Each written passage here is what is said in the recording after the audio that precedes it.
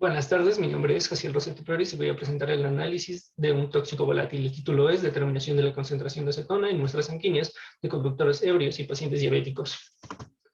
Como sabemos, la acetona es un compuesto incoloro, volátil e inflamable. Este compuesto ha despertado un interés en toxicólogos forenses y aquellos que trabajan en la medicina clínica. Es un producto intermediario del metabolismo que se genera cuando el organismo utiliza grasa en lugar de glucosa como fuente de energía. Se conoce que en sujetos sanos su concentración varía de 0,5 a 1,5 miligramos sobre litro.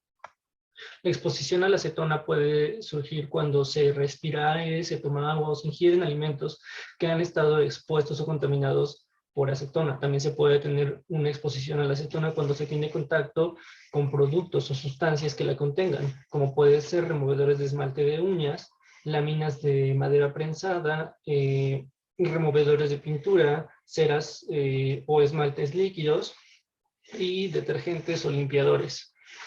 Si el cuerpo está expuesto a una cantidad pequeña de acetona, el hígado es capaz de degradarla para que no genere daño. Cuando se está expuesto a niveles moderados o altos de acetona por periodos breves, se pueden presentar problemas como irritación en los ojos, en los pulmones, en la boca, en la nariz. Puede haber dolores de cabeza, mareos, vómitos, náuseas, aceleración del pulso, entre algunos otros. Y en mujeres se ha observado que puede acortar el ciclo menstrual. Cuando se está expuesto a niveles muy elevados de acetona, puede producir pérdida de la conciencia, daño a la mucosa bucal o daño en piel. De acuerdo con el libro Clark, para realizar el análisis de acetona en sangre se puede optar por la cromatografía de gases con detector de ionización de llama. Dependerá de si se hace en plasma o en suero las características que cada una requiera. En este caso se utilizará el análisis en plasma, que requiere una columna cromosor de un cromosor 102. El gas portador utilizado será nitrógeno y deberá ser a una temperatura de 115 grados. Las muestras a utilizar serán de dos grupos. El primero será de conductores ebrios detenidos. Las muestras obtenidas deberán requerir un análisis cuantitativo de etanol y se recolectarán en tubos Vacutainer de 10 mililitros que contengan 100 miligramos de flúor sódico y 15 miligramos de DTA. El segundo grupo serán pacientes diabéticos ambulatorios que tengan un control metabólico de su problema con insulina. La muestra deberá ser recolectada en todo container de 5 mililitros que contengan 20 miligramos de flúor sódico y 143 unidades de heparina. Las muestras deberán ser conservadas a 4 grados de temperatura hasta su análisis. Las preparaciones y ajustes. Las muestras deberán centrifugarse a 2000 revoluciones por minuto para la obtención de plasma. Posteriormente se tomarán 0,50 mililitros de plasma, los cuales serán colocados en un vial Headspace que contenga 1,5 gramos de cloruro de sodio.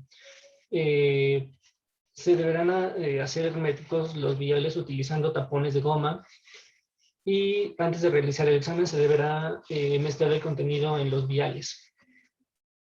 De acuerdo con las condiciones que se mencionaron anteriormente, el tiempo de retención de la acetona mediante esta cromatografía deberá ser de 7,3 minutos y el límite de detección de 0,1 milimol sobre litro. Antes de realizar el examen con las muestras se deberán de hacer 3 análisis patrón o 3 análisis de control. El primero consistirá en preparar soluciones patrón de acetona de 2,0 y 5,0 miligramos sobre litro y analizarlas por medio de cromatografía de gases para la obtención de los picos representativos. El segundo será un análisis de agua de grifo que será almacenada en los tubos Vacutainer para descartar o para observar si es que el almacenamiento puede generar que los tubos desprendan o que se tenga una presencia de acetona. El tercero será una comparación entre los tapones de goma utilizados para Headspace y los que tienen cubierta de aluminio. Esto ya que en la literatura se ha observado que ciertos tapones tienen o pueden absorber cantidades pequeñas de acetona. Los resultados. En la figura 1 podemos observar el cromatograma obtenido del análisis por cromatografía de gases de los patrones, tanto para 2 miligramos como para 5 miligramos. La figura 2 tenemos el cromatograma del análisis de agua contenida en el tubo Vacutainer. durante un periodo de tiempo. Y la tercera figura es la comparación de los cromatogramas obtenidos entre el agua de grifo tomada directamente y analizada mediante cromatografía de gases y el agua de grifo almacenada durante cierto tiempo en el tubo Vacutainer.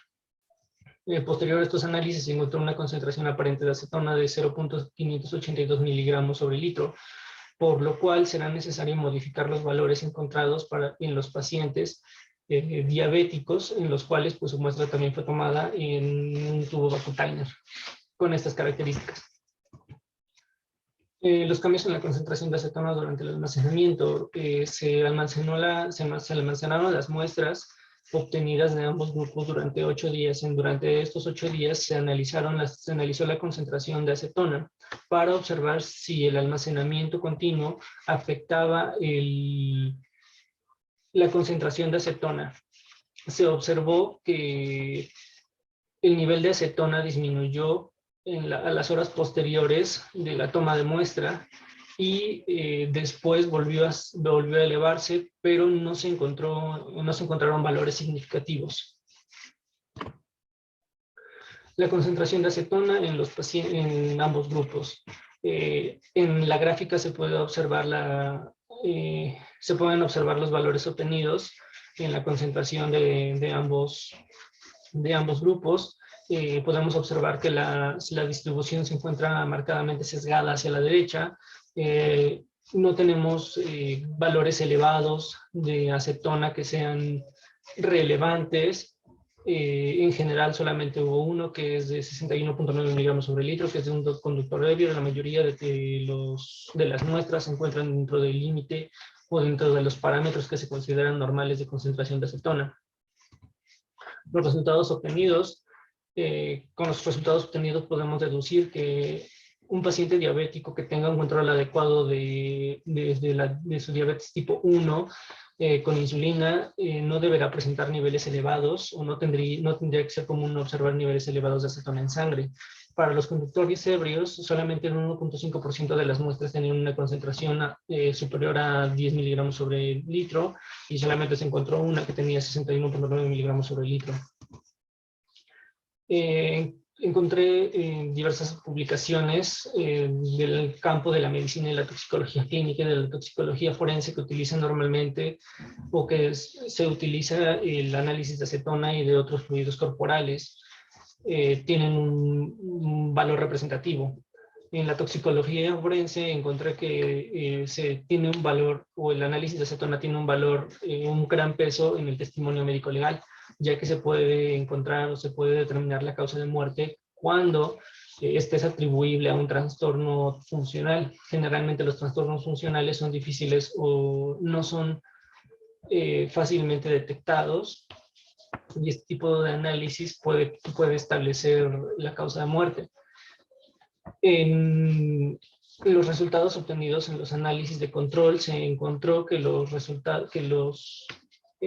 la concentración de acetona en sangre no varía cuando las muestras son almacenadas durante cierto tiempo o durante bastante tiempo, y también se encontró que ciertos tubos Vacutainer liberan compuestos volátiles como lo es la acetona, por lo que este tipo de exámenes es importante para modificar este tipo de errores en los resultados y que los resultados sean más precisos.